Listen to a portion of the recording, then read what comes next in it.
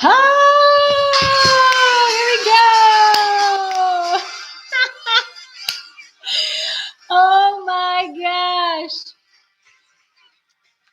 I have got a funny story for you teachers, and I think you will all be able to relate to me.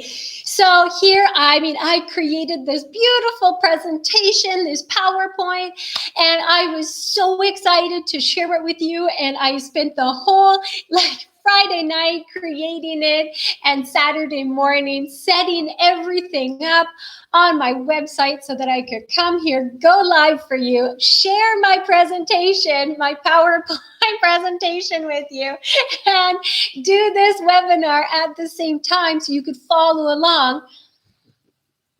Do you think it worked?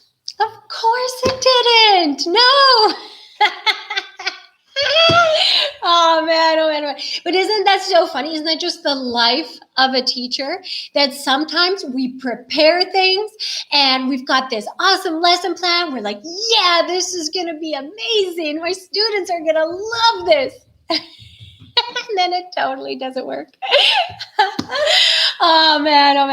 What a disappointment. But so be it. And when it comes to teaching, we know we just got to go live because you can spend hours and hours preparing. But when it's time for class, you just got to go for it. And whatever happens, happens. And you can't always control everything. Perfect lesson in life once again. So I'm just going to be following along on my webinar so that I have a structure.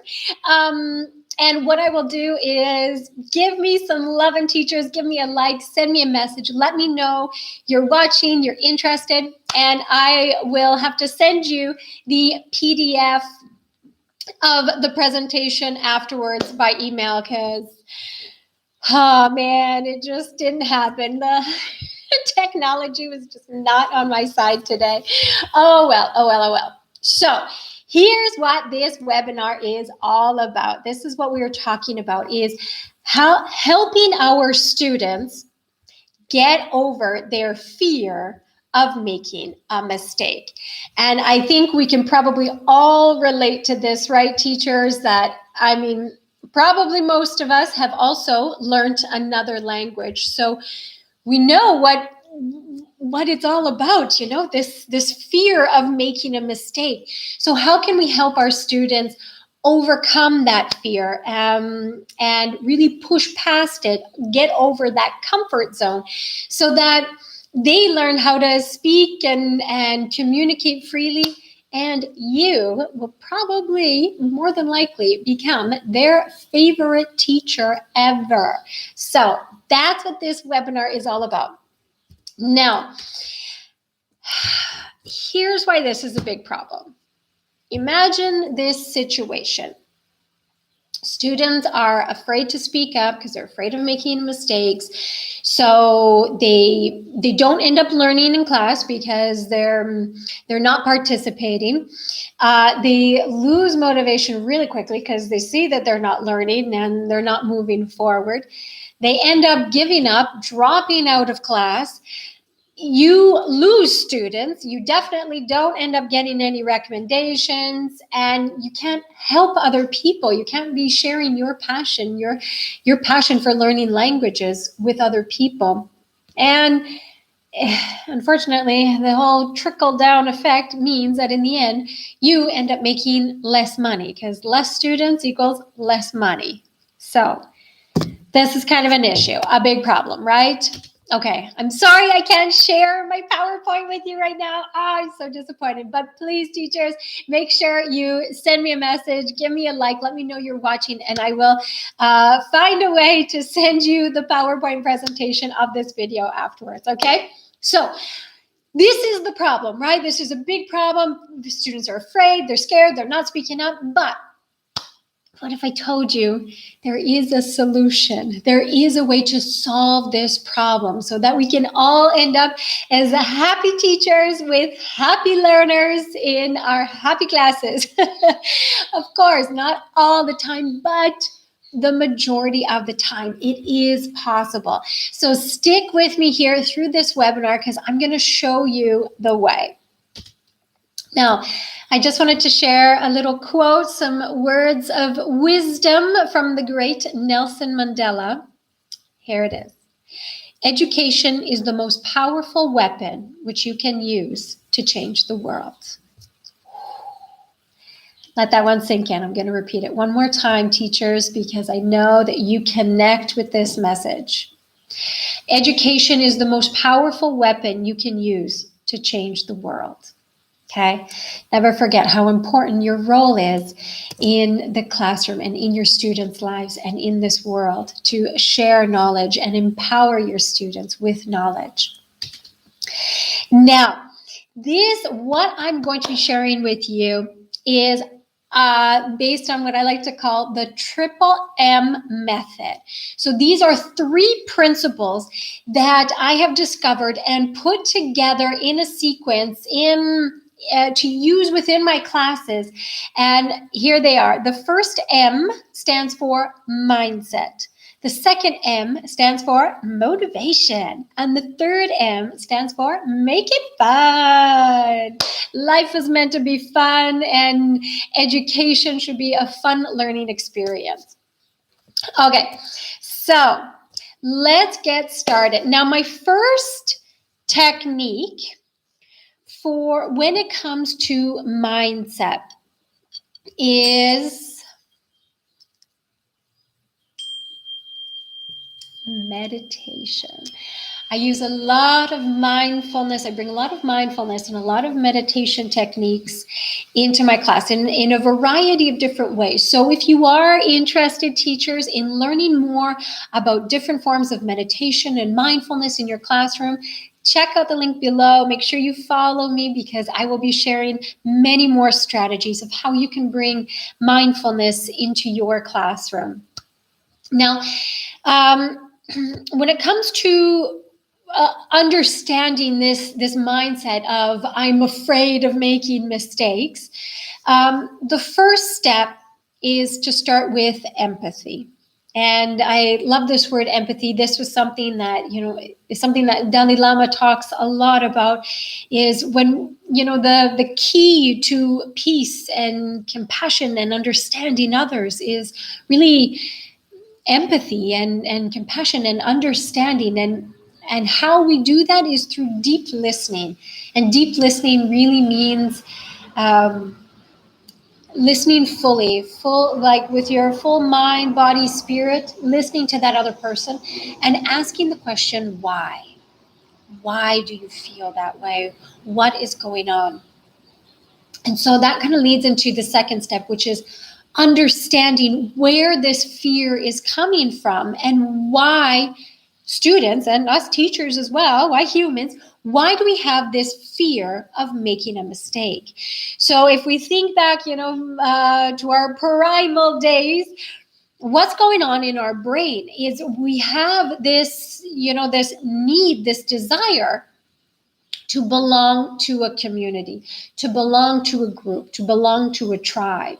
And so there is this innate fear within us that, oh my gosh, if I make a mistake, I might be excluded from this group. They might not want me back in. They might not let me back in. They might resent me and push me out of this group. So when we can really start to understand where, really from a deep level of where is this fear coming from? Where is it starting? Then we can help, which is the third step, to help them to switch that mindset and help them to refocus on something else. Now, this is the moment where I am going to actually invite you to come along with me for a little guided meditation. And this is something I do in most of my in all of my classes. I do some form of meditation. But this is one of the first meditations that I do when students are starting for the first time in a new class with me. I take them through this little process, and I'm going to invite you to do this with me as well. Now, I just want to explain ahead of time. If it is a beginner class, absolute beginners, then what I do is I first say the sentence in their native language, And then I repeat that sentence in English because I want them to understand the message. And I also want them to start connecting their native language with English, right? So it's just a very gentle process. But if they are, intermediate, advanced, I just go straight into English, just making sure that my vocabulary, my language is very simple and very basic, because their eyes are going to be closed. So they won't be able to read my body language, or, I can't show flashcards to show what I'm talking about. So I'm going to invite you to come along with me for this little guided meditation. And I don't always have a perfect script. It's very intuitive. And so here we go. So what I'm going to ask you to do is place your feet firmly on the ground and just sit up straight. Imagine you have a rope pulling up, so you're sitting up nice and tall.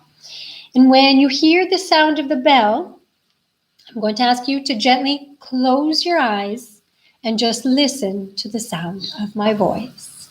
Okay, are you ready? Close your eyes and breathe in and breathe out. Breathe in through your nose.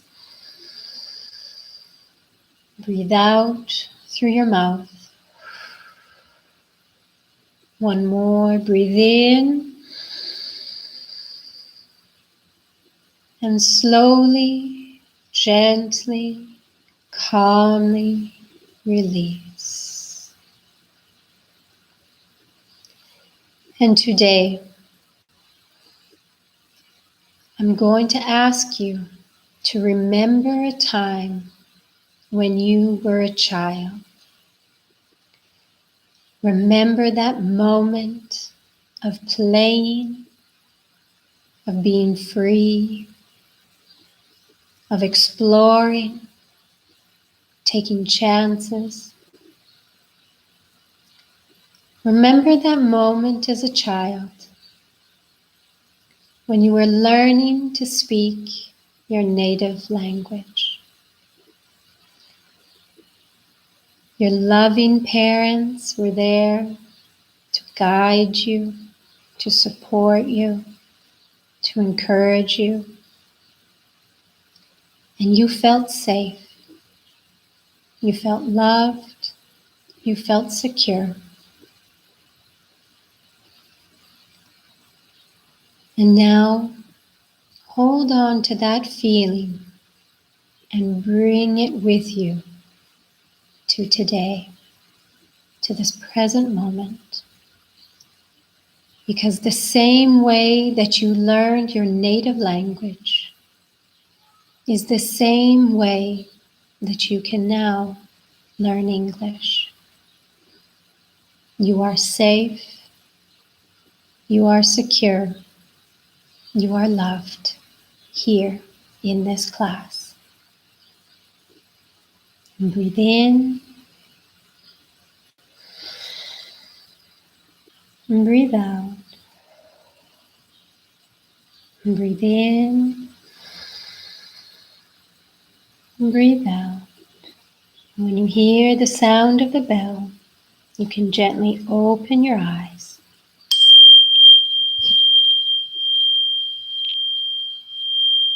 So open your eyes and have a drink of water.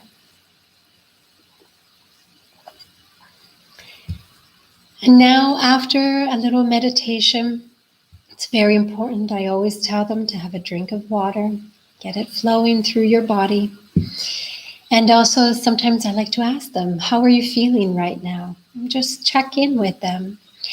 Now, the fourth step of this mindset meditation process is to continue to repeat. It's not just a one-time magic trick. This is an ongoing process, and you need to continually reinforce that.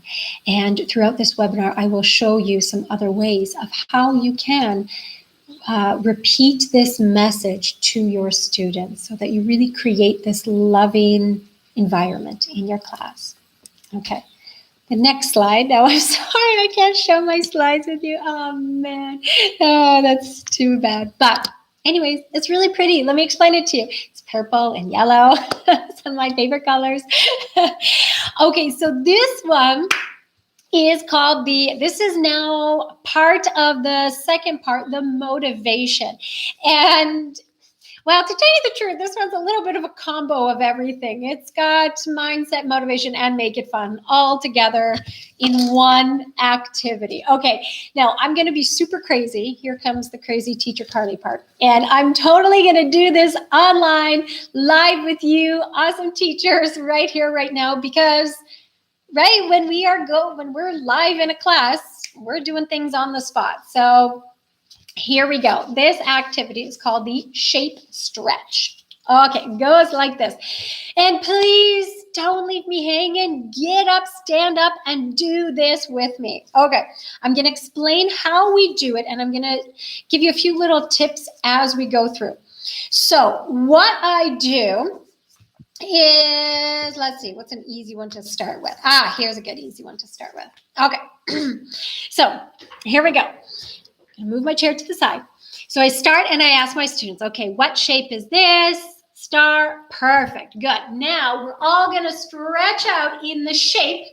Let's see, can you see me here? Okay, so legs out, right? Here I am, big star shape, and I get them all to count to 10 with me. So let's do it here together. Ready? 1, 2, 3, 4, 5, 6, 7, 8, 9, 10. Perfect. Hello, nice to see you. Thank you. I'm so grateful you're here. And okay, perfect. So this is the shape stretch. So start with that one. Next, what is it?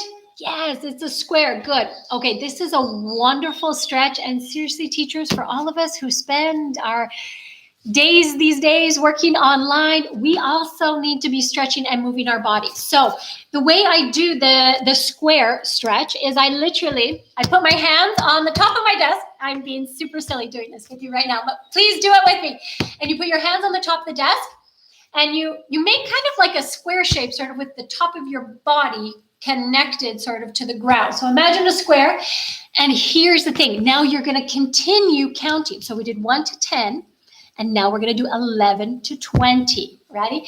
So 11, 12, 13, 14, 15, 16, 17, 18, 19, 20. I'm going quickly just because I know you teachers can follow through. But obviously with your students, do this slowly. Okay, next one, rectangle. Okay, so here's where I also include other body parts and movement things. So I say go up on your tippy toes, okay? And then stretch up, reach. I'm gonna go like this just so you can see me better, okay? But like reach up as high as you can, rectangle. So now we're counting 21 to 30. 21, 22, 23, 24, 25, 26, 27, 28, 29, 30. Yes, okay. And then here we go. So some of these are very basic, easy shapes, right? But even for some advanced students, a shape like a crescent moon is a new word. It's a new vocabulary word. So you're still introducing some new things. So now we've got the moon, the crescent moon, and I'm incorporating some yoga moves here, okay? So for this one, hands up, and you're going to stretch back, look back. So now we're counting 31 to 40. Ready? 31, 32, 33, 34, 35, 36, 37, 38, 39, 40. Perfect. Now I do the opposite. I switch it out. You got to round out your back, right? So we did the moon, stretching back. And now I asked them, yeah, it's a rainbow. So now we're going to do a front curve over. So now we're 41, 42, 43, 44, 45, 46, 47, 48, 49, 50. Perfect. Next shape. What is it? It's a diamond. Yeah. Sometimes these are new vocabulary words. Okay, here's where I get really silly. Watch this. Okay, so then I bend my knees like this. And I bend my hands like this. And here, we're at this point, we are all laughing. We are giggling like crazy. And we're having so much fun. Yeah, exactly. The crescent moon. That's totally right. Yeah. So then we're here. And now we're counting 51, 52, 53, 54, 55, 56, 57, 58, 59, 60. Awesome. Next shape. So I go all the way up to 100, but here's the thing. You can totally modify. If you've got little kids and you don't think they can do all the shapes, that's fine. Just pick shapes that you can do with your class. If you don't have time to count all the way up to 100, just do up to 50, or you can do 5 counts for each shape. You can totally modify this, but I'm going to explain to you afterwards why this is so important and why this works magic in your class. Okay, so then the circle. Now, you can, if you want to, like get down on the floor and do like a little round circle, but I'm just kind of going to go like this and just sort of hug your arms. Give yourself a big hug. Oh man, what number was I at? 10, 20, 30, 40. This is good review. 50, 60. Okay, here we go up to 70. Ready? 61, 62, 63, 64, 65, 66, 67, 68, 69, 70. Here's the other funny thing. Sometimes they forget a number. I don't know what it is, but so often they end up forgetting the number like 66 or 56. I don't know why, but it just is the recurring pattern. And so it's just this funny moment where you can say, oh no, you forgot that number. And so it makes making a mistake a funny thing, an easy thing. It's not a big deal. And I'm going to explain this a little bit more. Okay, the heart. So I just go like this, have them make a heart. There we go. Oh, awesome. Yes, do this activity with them. They would love it. And then, so you just keep counting up in tens, okay, or fives. And then we've got the triangle. So keep counting all the way up. For the triangle one, you can either do the yoga pose downward dog or just keep it even simple. Just make like a triangle with your legs and then touch your toes going down. Okay. So right here, I have enough shapes to count up to 90 with this, counting by tens. Here's the awesome thing. Sometimes students get so creative. I had one student, this was hilarious. I was like, oh no, we're missing an extra 10. We have to go to 100. And she said, oh, just make a house. So then we went down like legs like this, like in a house with a square legs. And then we did like a house. So that's one option. You can get them to be creative. How can we, I don't know, put like 2 shapes together and make different forms, different body movements, right? Or another quick review that you can do is then you get up to star and then you say, okay, now we're at 91, square, rectangle, 92, crescent, 93, moon, 94, etc. And then it's a good way that you can do an extra review of all of the shapes right away. Okay. So here we go. Now, let me tell you why this shape stretch works magic. Here's the thing. Number one, it's a brain break. We all know that our brains can only handle so much information, right? We get to a point, we're just limited. It's after every 20 minutes for adults, done. We need a break. That's the max for adults, okay? So that gives us a little break. Number two, we need to be moving our body. Have you ever heard this expression? They say now that like sitting is the new smoking, that like sitting down all day in your desk is just as bad for you as smoking. I don't know. That was in a health book that I read once. So it's just about getting the oxygen, getting the blood flowing through your body, right? Getting up, moving around. The third reason this is so good is because you're practicing vocabulary that maybe intermediate advanced students, maybe they haven't practiced in a long time or they don't really get a chance to review vocabulary like this. You're going over the numbers, which as some students have told me, they're like, wow, I've never counted like this before. And so it just gives them a new reference, right? A new shape, a new moment to practice this vocabulary. Yeah, and also your body parts, right? Your stretch this, move this here. And here's the magic. Number 4, the reason number 4 why the shape stretch is so important is because, like I was saying a few times throughout this activity, you are giving them permission to be crazy. You are creating this space where it's okay for them to make mistakes if they mess up counting or they don't stretch the right way. You are giving them permission to be silly, to push their comfort zone.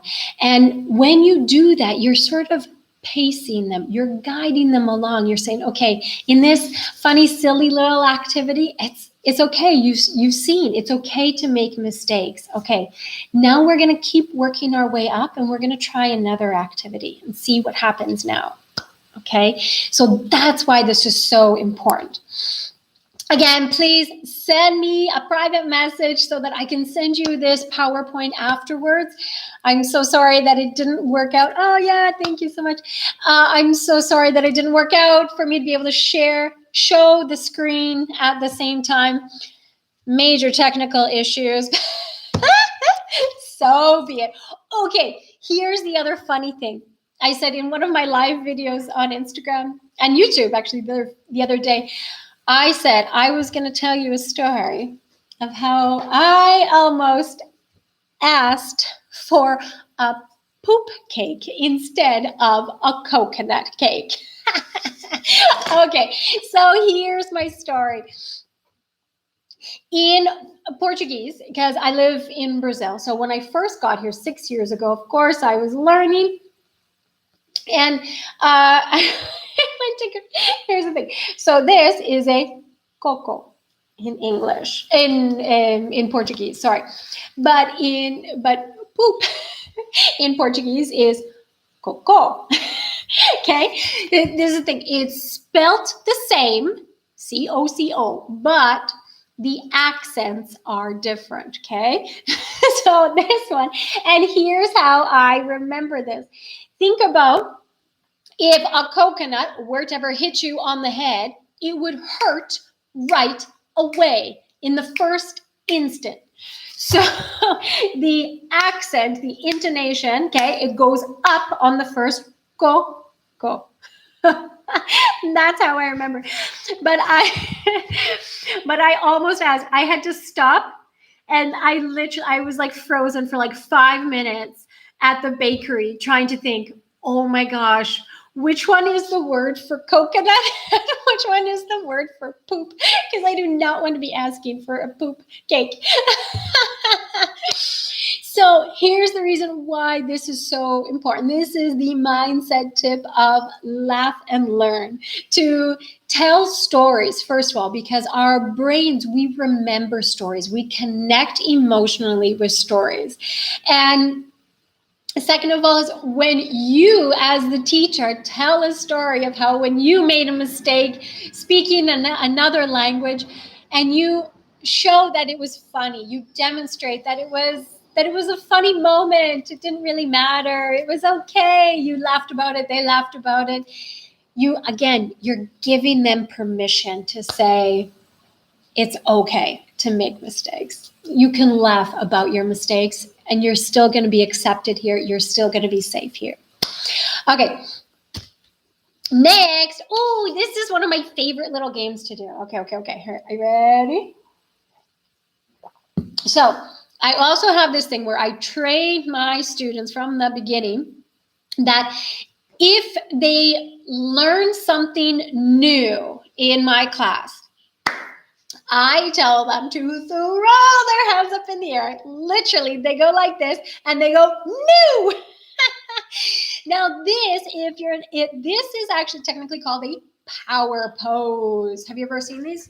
Hands up in the air. I know you can't really see my hands here, but here they are, okay? Yeah, power pose. Hands up in the air. You can do Superwoman, Superman, power arms, power pose. Now, I'm not going to go into a ton of detail about that right now, but I do mention a lot about that in my course, Unleash Your Teaching Awesomeness, all about the studies, the scientific studies by Amy Cuddy on the power pose, of how it influences our brains and our confidence level. So that's what I do. And the reason I do this is because what is our normal reaction when we don't know something?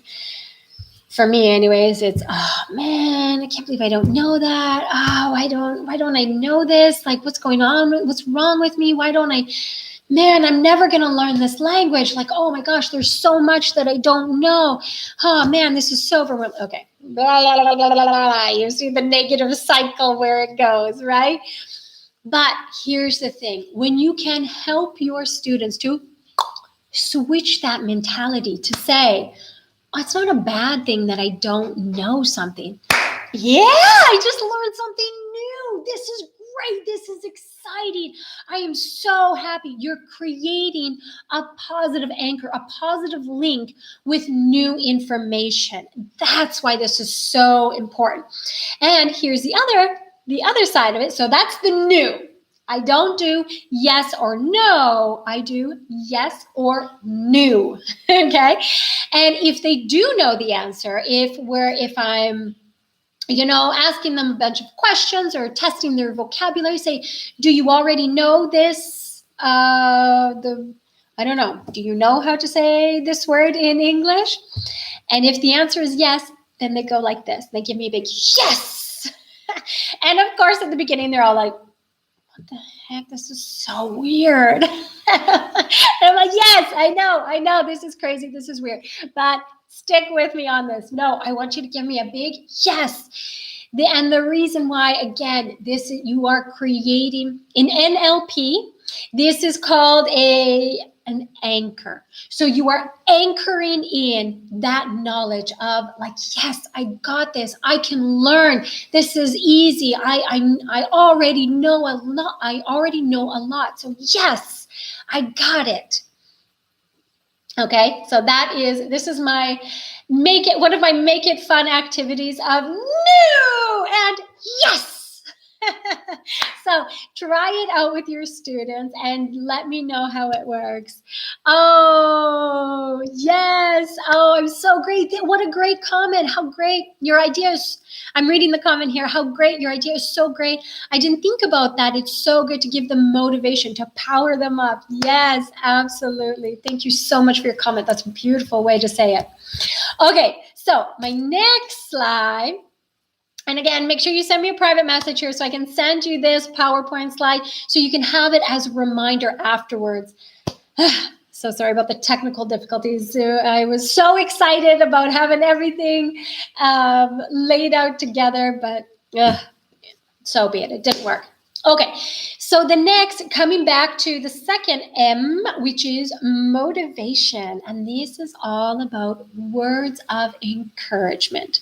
So here's one of the little examples I mentioned the other day.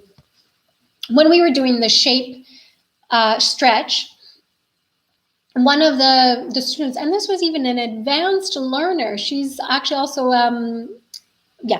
she's an advanced learner, and she saw this and she said triangle. And so again, instead, I think like a lot of old school teachers would have said, no, that's wrong. That's not the right pronunciation. That's not how you say it. You're wrong. Okay. But instead, what I encourage you to do with your words of encouragement to your students is say things like, try again. And ironic that it worked, that this is a triangle. And so I said, try again, or you're almost there, or just think of the word try and then say it again. Good. Triangle. And so when you do things like this, it also makes that connection in their mind so that they will remember things, right? These are little mnemonic tricks, like the coconut. It hits you in the head. Ow! So coconut, right? In Portuguese, coco. And a triangle. Try again. It's a triangle. So you're making these good connections in their minds. The next word of encouragement, the second is, I used to have these positive posters in my English school that I said, mistakes are good, mistakes are important, mistakes are essential. So love your mistakes. Okay. And the third tip of words of encouragement is gentle corrections. Again, avoid these, no, that's not right, no, like this, blah, blah, blah. Instead, find a softer, kinder way to correct their mistakes. For example, I use a lot of like little secret codes. A lot of times students will pronounce things like worked. They pronounce it work kid, work kid. And so I make a little connection for them to say, no, it sounds like a really soft T. So bring that T in. So then I just go like this and they think, oh yeah, worked, not work kid, worked. Okay, so it's a very gentle way, kind of create these little secret codes. Or, for example, you think of if they were to say, I don't know, my sister family. Okay, so then to give them the little clue that you need to put a little S on there. This is the sign language for snake. So I just go, okay, and then they can self-correct by thinking, oh yeah, right, my sister's family. Okay. And some little chants. These are some of my favorite go-to little chants to help my students self-correct on their own. So I do things like if they say she have, okay. So then instead of it's not right, I just sing this little chant to them, and it goes, I have, you have, we have, they have, but he, she, it has. And then I wait for them to say has. Because from my experience anyways, normally the problem comes with the he, she, it. That's normally where they forget the S or the conjugation, that it's different, right? So that's just a little gentle little chant. They can sing it along with you. And it's just that constant reminder, but in a gentle way to correct their errors. Okay. And there goes the helicopter. Okay, so next is to make it fun. Okay, this is also one of my trademarks as teacher Carly. This is so funny. Now, I started doing this. I started this when I was in Honduras in my school. And so many times, oh my gosh, students, they would start writing something. And I mean, if they made like one little mistake, some of them would like rip out the page and like crumple it up in a big thing and just throw it down. And I was just like, what is going on? This is a little bit extreme. So, for example, my pen's a little bit dying here on me. Can you kind of see it? Okay, so just as an example, imagine, okay, so my name is Carly with double E, E-E. But imagine they made a mistake spelling my name. They spelt it with a Y. Typically, so many students, what they do is they kind of like, right? They get mad, they get angry, and it's like this aggression of like, oh my gosh, I made a mistake. This is such a bad negative thing. And so they get into this mindset of it's bad to make a mistake. So instead, teach them to cover it up with a heart. So don't get mad at your mistakes. Just cover it up with a heart and color it in. So here's the thing. We end up with like, okay, just imagine that this was a beautiful colored little heart here, okay? And then just write the correct answer on top. So what ends up happening is my students now, they end up with so many little hearts of all different colors all over their page instead of all of these horrible scratches and everything. And so it's just one more reminder to them to learn to love your mistakes and appreciate it. And remember that making mistakes is part of life and it's part of learning a language. But Okay, and I'm almost done here. I've got 2 more slides here for you. Well, not that you can see them. Oh, I'm so disappointed. Oh, well, it's okay. Speaking of making mistakes, right? Oh, so be it. So here's the thing.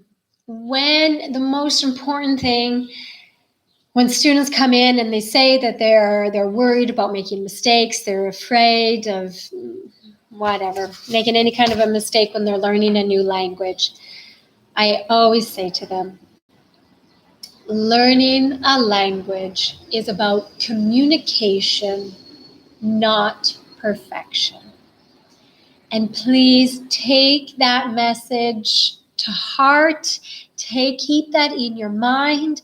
Repeat that message as many times as possible to your students, because they need to hear this, that it doesn't have to be perfect. It's never going to be perfect. Like, even when it's your native tongue, you still make mistakes. So be it. So what? I make spelling mistakes all the time in English. It's hilarious. Thank God for for Grammarly and spell check. I tell you, yes, cover it up with a heart. And I'm yeah. One of my dreams is also to create something where students can easily, like, put a little heart sticker or something on all of their little mistakes. And this also goes for us teachers too. We got to learn to love our mistakes as well, right? So next is, there we go. Yeah. Okay, so to wrap up, and I'm so sorry that I can't show this slide with you here, but I just want to mention to you a little bit here about the Unleash Your Teaching Awesomeness membership. So it is all based on the Triple M methodology: the mindset, motivation, make it fun. And right now, I have a special promo on. In the link, in the description, you can find the link. If you join the Unleash Your Teaching Awesomeness membership program, which is this webinar, normally this I do in a private group, but I wanted to open this up and make this available for more teachers, just to spread this word about mindset, motivation, make it fun. This membership program is available to you for only $19.97 per month. It is a year-long membership, but inside of it, you get monthly mentorship webinars, and where normally we will be able to have a discussion afterwards. You can share your ideas, communicate with other teachers, and you also get my other training programs included. So I've got the full Unleash Your Teaching Awesomeness program, which dives deep into all of these mindset, motivation, make it fun. So every month there is a new mindset that is challenged, and it is challenged with a new way to reframe that mindset, with new motivation strategies and with new fun games that we can incorporate into our class, so that our classes are fun and lively, and students are really learning and really engaged in our lessons. And it also includes my program, The Magic of Circle Time, and that one is really dedicated for young learners, how to create this loving environment with young kids when they're just coming in, learning with you. And the Underground Teacher Training Program, which is based on my book, the ESL Games for Kids. So those two programs are really all of my games that I used in my school in Honduras to really grow that school to become number one in the town. And my other one that I hold very dear to my heart, my ESL Classroom Management Secrets. And this one really, again, there are 9 pillars of creating a positive classroom environment where students really feel like they can thrive, they can express themselves, they can really learn quickly, and in this safe, positive environment in their minds and in their hearts. So If you're interested, I hope to see you there. This is the Unleash Your Teaching Awesomeness membership program. You get all of those courses included, plus the monthly mentorship webinars where I will prepare a webinar for you, diving deep into one of these mindsets of how we can switch them and reprogram them for our students and also for us. This is kind of a combination of personal, professional development. This is for your students, and it's also for you, the teacher. So I hope to see you there. Thank you. Oh, you got some great inspiration. Thank you. You really appreciate. Thank you so much for your lovely comments. I also appreciate that so much. And please remember to give me a like, subscribe, share this with other teachers if this was helpful for you, if you learned something new that you can apply in your class. And click on the link in the description below. I look forward to seeing you there. Bye now from Teacher Carly. Keep learning, laughing, and loving.